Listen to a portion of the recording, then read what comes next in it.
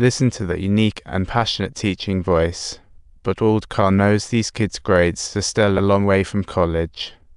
He's constantly brainstorming, searching for the shortcut to college, and finally remembers a calculus exam after a friend's nudge. Calculus is the gateway course for college. Pass the exam, and you're in. Old Carl's hope flickers to life, and he rushes to the principal.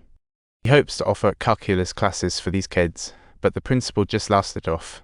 The math head straight up says this is a silly idea since the students haven't even learned trigonometry, let alone calculus.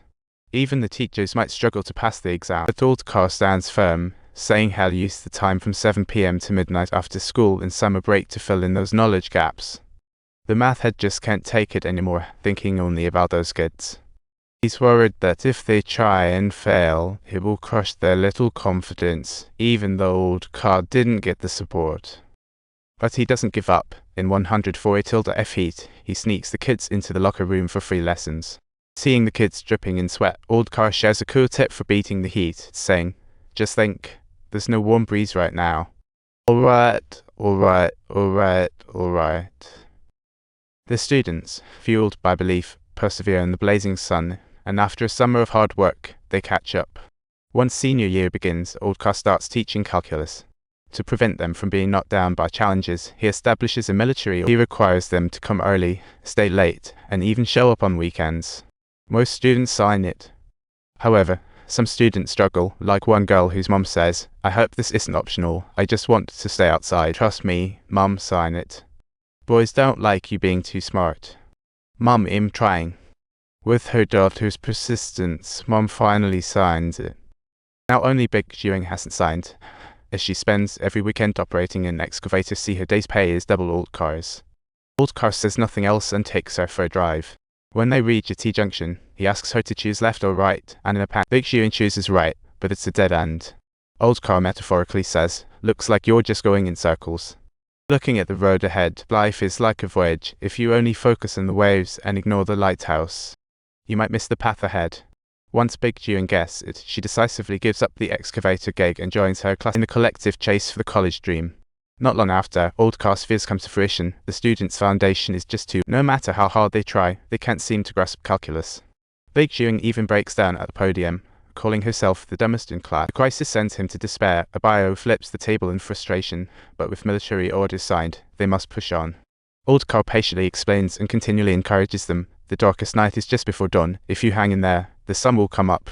However, the long hours of intense studying have also complicated the students' lives. Noticing the class beauty is distracted, old Carl jokes, "Are you still dating?" "I'm with my boyfriend, Elizabeth Taylor." "I'd rather you not joke about my personal life in class." Old Carl realizes his words hurt her and chases after. Class beauty says the intense study hasn't only made her lose her boyfriend, but her mom constantly complains she's not doing chores, and she doesn't even have time to wash her hair. She wonders if it's all worth it. Old Carl said it'll all pay off once you're in college. Yet, just after solving school issues, new troubles emerge at home. His wife complains he leaves early and returns late, caring for others' kids but neglecting theirs. Their younger son is struggling in school and wants dad's help, but the father-son duo rarely sees each other more than twice a month. Teaching so hard, his salary can't cover family costs. It's self-torture. Hearing his wife's words, old Carl feels bitter. He decided to make time for his kids and took a weekend part-time job at an adult school. He aims to boost family income, but long hours of intense work take a toll on his body, now in his 40s. Old Carl clutches his chest, moves with difficulty, face pale, sweat on his forehead, then collapses. He fell heavily on the stairs. The doctor says overwork caused heart issues, requiring a month's rest before discharge. But without old Carl in class, the students lose their anchor, and the whole room turns chaotic and gloomy. The principal walks in with a substitute teacher, but it's a PE coach now teaching maths so the students can say, "My math is taught by the gym teacher."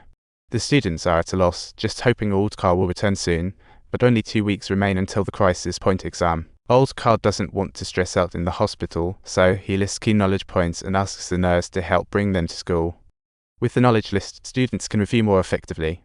Despite doctor's advice, old Carl returns to students as he improves. Old Carl shines like the spring sun, reviving these saplings. The crisis exam arrives as scheduled. The students gaze at the questions on the test. Some smirk with confidence, others are fully focused, answers flowing from their minds like a gushing spring. Some are calm and collected, handling it with poise. The exam room feels enveloped in a magical force, a testament to their hard work. After the exam, everyone heads to the beach together to let loose and relieve the year's pressure. Results come flying in. Big Juing, working on her vehicle, rushes to stop and pulls an envelope from her mailbox. Her hands tremble with nervous excitement. As she tears the envelope open, all her worries vanish. Even more astonishing, all 18 students passed the crisis point exam, outshining every prestigious high school, yet the principal shamelessly claims,